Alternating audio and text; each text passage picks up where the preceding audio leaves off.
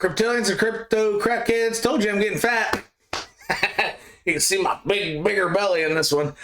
Yeah, not joking.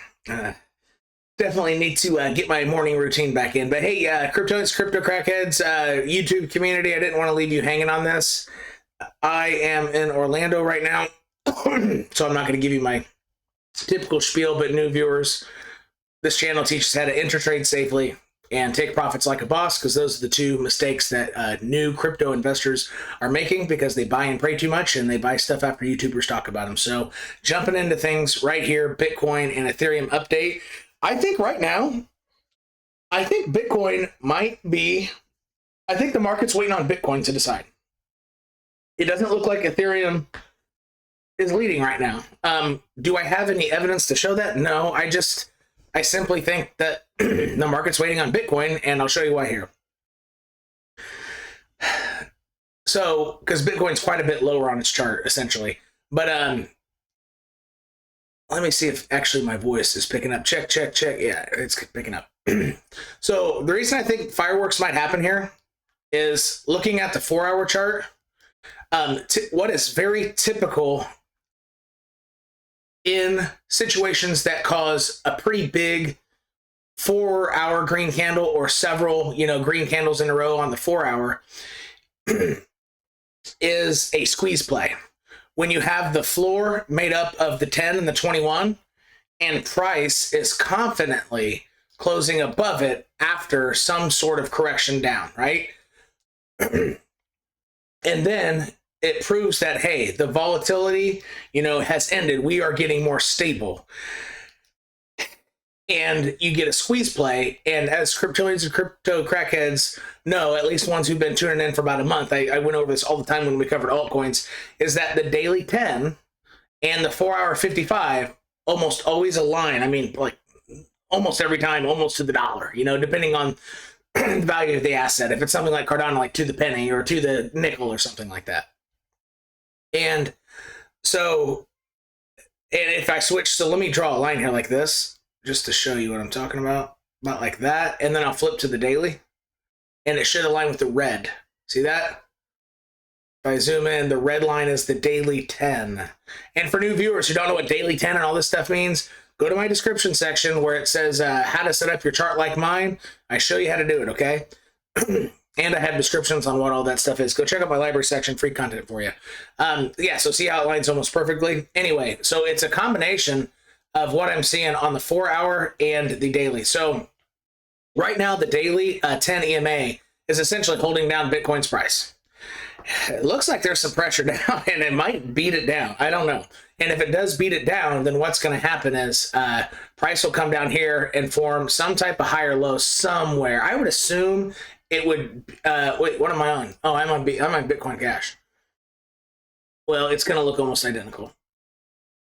Oh, no, actually, Bitcoin Cash is better off than Bitcoin, because Bitcoin is under its 200 EMA. That's really bad. That's really bad. That's not good news for a potential continuation of a bull market. But we'll know within about 3 to 4 weeks if we're going to continue with the bull market or not. But anyway, it's the 10 is giving Bitcoin a hard time here, right? And that aligns with the 4-hour chart and the 55. Now that I'm on the correct chart, but what you were seeing on Bitcoin Cash is almost identical. So what typically allows price to bust out of something that's holding it down, especially if price is under the daily 10 EMA, it needs to bust above it. It's almost always confident closures above the yellow line and the red line, which are the 4-hour 10 and the 4-hour 21. So if price can say, hey, I'm confident in closing candles at or above, or making consistent higher lows around or at or above the red line and the yellow line, the 10 and the 21, the 4-hour, as I'm approaching the daily 10, which we can't see it right now, but the blue line is the same as the daily 10 because we're on the 4-hour and you can't see the daily 10, right? But it usually, these two lines will squeeze price above the daily 10, which is almost identical to the 4-hour 55. In situations that price is coming from below specifically. Okay. And so look at it on this chart. So see how the blue is essentially a descending ceiling, and the yellow, let's remove price so you can see what I'm saying. See that? So its price is getting sandwiched between these right here. It's getting sandwiched. Whoa, how'd that get so thick? That's what she said. How did I do that? What did I press? Oh, marker. Okay, cool. Well, I don't know if I want it that thick. I hear that a lot. But anyway, so yeah, it's getting sandwiched. And it will move with a pretty good reaction, either up or down. It's gonna go. And it's not gonna be some small candle like, oops, I'm peeking my head above it and I'm gonna go like this. It ain't gonna do that. It's gonna be a big candle. Like, I think today will be a big candle one way or another.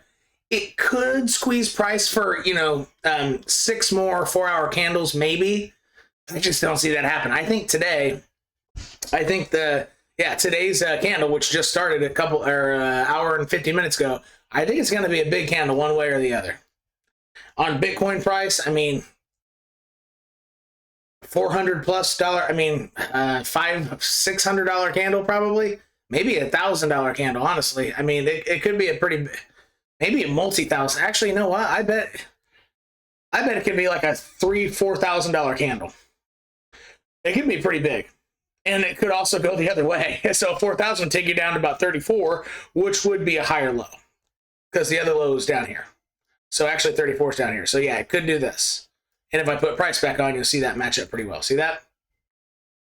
So yeah, I think today, potentially tomorrow, we're going to see a $3,000 to $5,000 candle coming up.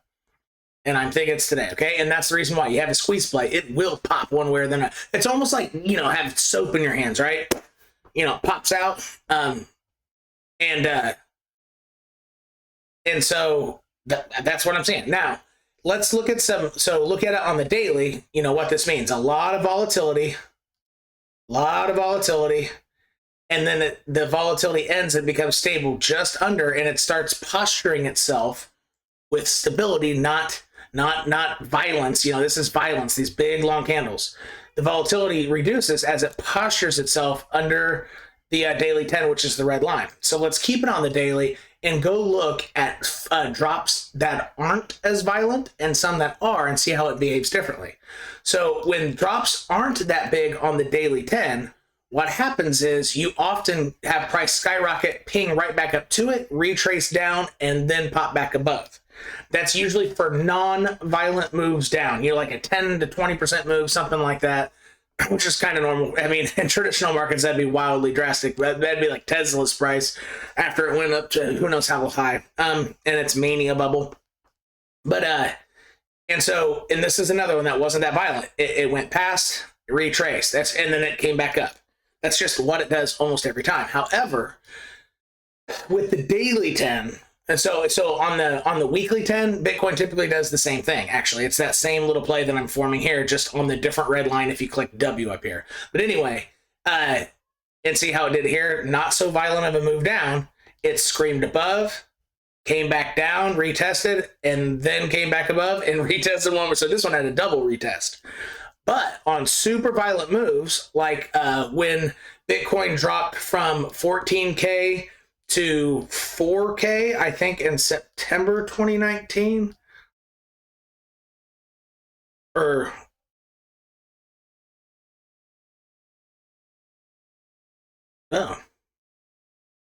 where's September? Oh, I was thinking of this one. Okay, no, it was a lot later. It did it in March. I guess that was the coronavirus thing. But it was going to retest about 4K anyway. But anyway, so you can see how it's posturing, even though it technically did do a retest. I guess this does do about the same thing, but its posturing is quite a bit different. It has a lot of volatility. It postured itself without much instability, and then moved up. I guess this isn't the perfect example because it postured itself really far below. And this time we're posturing ourselves more like this, but just under, right? And so in the bottom of, I think it was 2018 January, Bitcoin's price postured itself similar to what we're seeing now at that bottom. I'm pretty sure it did. Yes. So Bitcoin likes to posture itself. So it had a lot of volatility. It likes to posture itself. And this one actually made a lower low and then screamed up. But it likes to stop the instability of price and get stable just under. And usually what happens is a lot of times it'll do this and then pop up like this candle here. But in this event, it actually sold off a little more, then popped up. I didn't remember that. I thought the green candle happened just after that little section. But I guess I remember that incorrectly. Anyway, so this is how Bitcoin essentially has a severe drop, and what could happen here is this. We could posture ourselves, Bitcoin could posture itself right under the 10 and then go down to 20K and retest its prior high of 2017. This could easily happen. And on a percentage basis, I bet that's not very different. I haven't measured this. I might be way off here, but 27%. Actually, it might not be too far off. Let's see.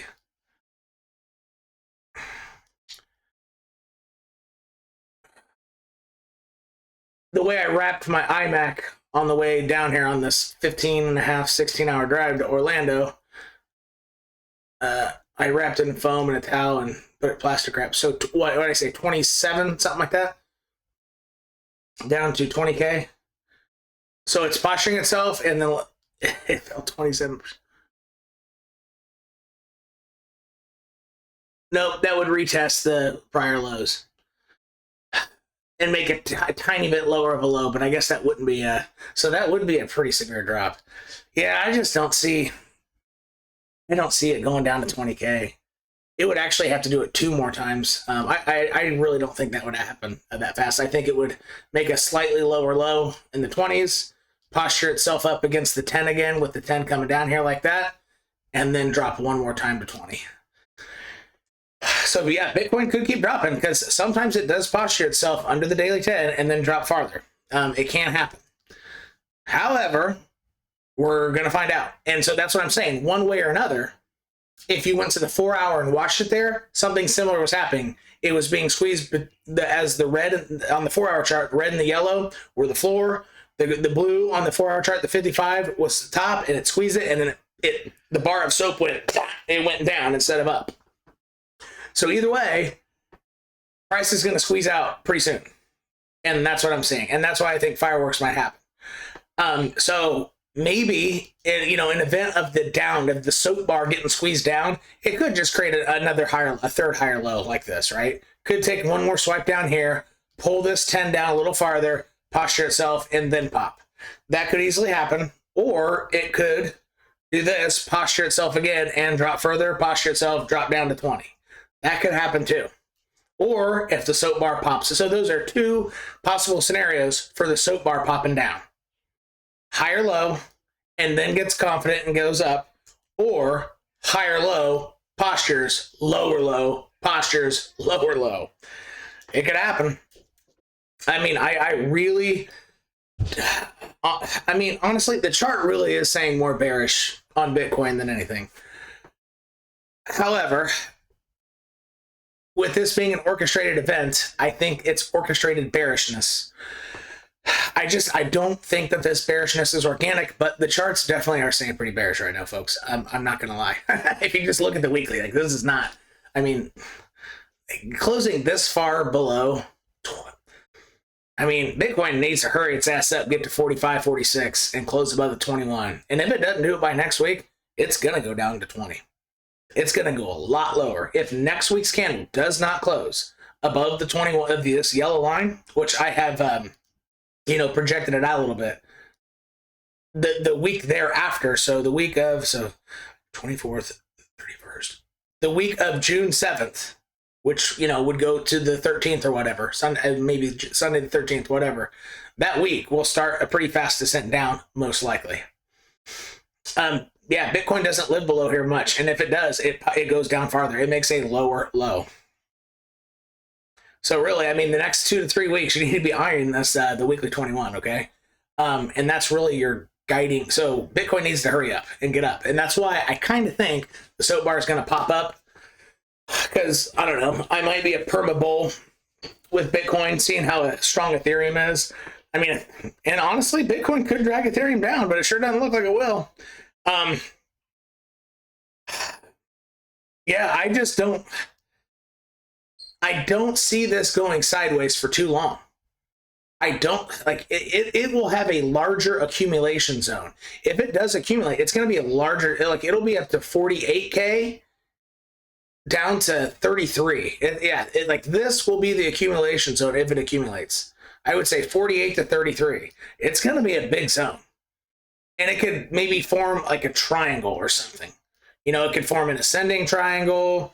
It could form a descending triangle. But it's not just going to go straight sideways. It can go like this.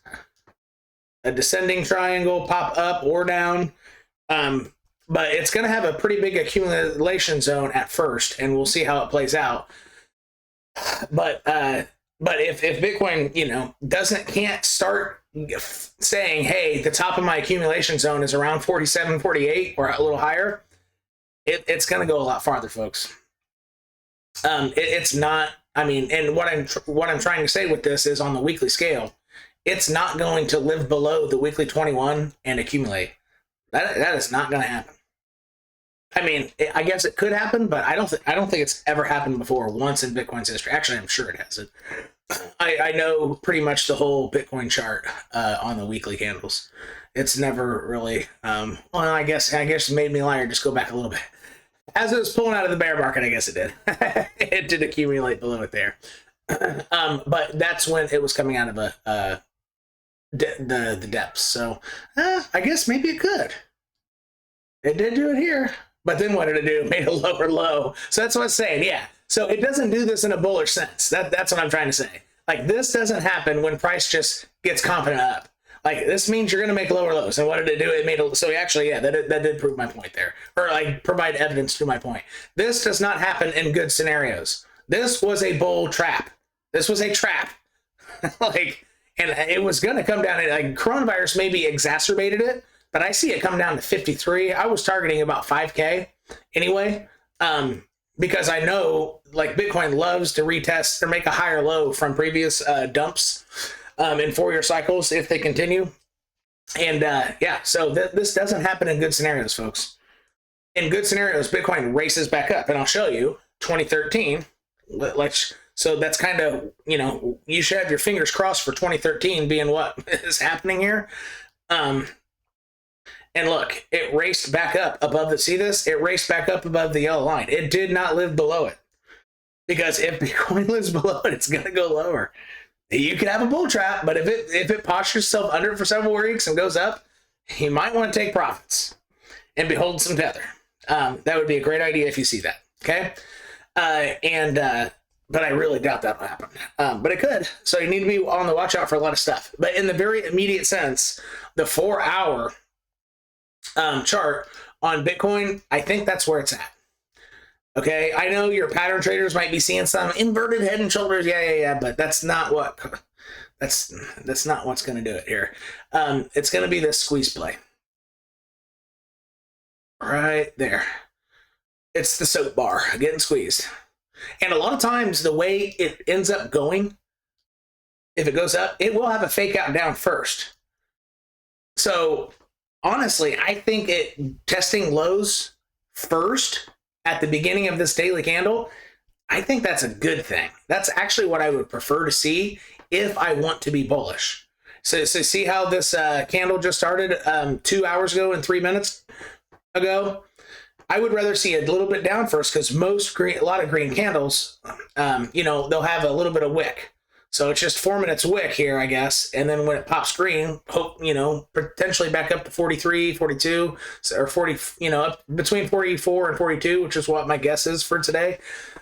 Maybe wick above the daily 21. It'll, right now in that event, it would be forming its wick for a green candle, right? But the way you can be nimble with your trades is to watch the 4-hour. If you see a 4-hour close above this guy, close, right? It's gonna go up. Most likely. Like, usually you don't see traps like that. Traps are usually bigger movements. Like, for example, Bitcoin racing up to 48K. That could be a trap. I would rather it go slowly up to 48K, kind of like 2013 did. So yeah, that's what we're getting. And you know what? I honestly don't know if there are house odds on it coming up. Using some of the tools we use on Patreon that I try not to do too much on YouTube, I think there are slight house odds on it breaking up. And I posted that to Patreon, the reasons why, using different tools here that we've developed. But it's not great house odds. I mean, it's essentially like the house that's only blackjack tables. It's the worst odds that there is for the house, right? Because it's the player's best odds. So we might be the house, but it's a house full of blackjack, which means you could go weeks, of being in the red if the players are good or whatever, and they play a perfect game in that event. Yeah, I don't think I have much analysis to give. I think it, has a high level of certainty going one way or another. I don't know really if you see other traders on YouTube with all their analytic tools. I bet they might be coming to about the same conclusion. I bet there's not an indicator that says, 90% chance going up here within the next day or two. I don't think there's one out there. There are some situations where it's simply indecisive. And there might only be tiny bits of favor for up and maybe like a 48% chance down, 52 up. You don't have much of an edge. And that's kind of my analysis right now. I feel that it will go up, so I've used a little bit of my Tether, deployed some Tether, bought some assets here, monetary coins, Bitcoin, all that kind of stuff, things like Bitcoin Cash, monetary coins to that effect, bigger cap, multi-billion-dollar market cap coins, with the hopes that, with the thought that I have a small edge for Bitcoin to head up. And I can take profits whenever Bitcoin gets to a certain level. So that's what I'm seeing. And that's what you might want to be watching too, is the 4-hour chart. You see a 4-hour close here. The next one's probably going to go up pretty high, and it's going to be a multi-$1,000 day. Or it could go the other way, folks. Like if price breaks below, if price breaks even on a minute much below 37K, it's going down. I really don't see that big of a... it could happen. A fake out down, I guess it could be that big. But if you see price get to 37K, then house odds are in favor of going down. Although it could fake out, then go up, but I still think the favor would be down. If you see price get below these candles here, it's very likely, I would say 60-70% chance it will drop unless, you have some hedge funds trying to bait other players to take on shorts, because the pattern traders say, the inverse head and shoulder is going to break down. So a lot of times really smart hedge funds who can influence price to a certain degree with multi-million-dollar market buys, they will lead or bait people. They will market sell to bait people so that then they could take on their longs, because in order for them to take on enough longs, they have to trick people into shorting, right? They can't just long all they want unless there's somebody willing to short there. So they bait them, and then they get their longs in place, and then they market buy the actual asset, not futures on leverage. So they'll do both. They'll put in their longs on futures, and then from the money they essentially got from market selling, even though they're technically taking a small loss by, hitting market buy back, but they're making money, a lot of money, way more money, because they also put in leverage longs there before they hit market buy, right? So I guess 37 would convince a lot of people to go, so maybe it could come down and do that first. But that's usually why you'll see a fake out before, because that's how a lot of the big institutions who can move price a little bit with multi-million-dollar market buys, they will market sell first. and bait people to take shorts. They will then take on their longs. Once their longs are in place, they're happy with the amount of people they've tricked to short, then they'll hit market buy and price will move up and they'll make money from their longs. And they'll make money from the Bitcoin that they just market bought. So, you know, all you got to do if you want to be able to do this, have like maybe, I don't know, $50 million, and you could probably try to bait people and make money like that as well. And if you had $50 million, you would know other people with $50 million and you can do it together. And that's pretty much what's happening. Until the market matures, and this is a multi-trillion-dollar asset, it won't be as easy to do. But right now, folks with the tens of millions or even $100 million bags, they can, it's so much easier for them to make money. So kind of facilitates or perpetuates that phrase, it takes money to make money. And you know, sometimes that's true, but that's kind of the reason why you'll see fake outs sometimes. Just a explanation. And I think that's it. So I gotta go. My wife's already popped her head in here, and yeah, I'm chilling on a chair, mouse pad, and the computer's on a bed. And I'm lucky it hadn't fallen over. So we'll see you later.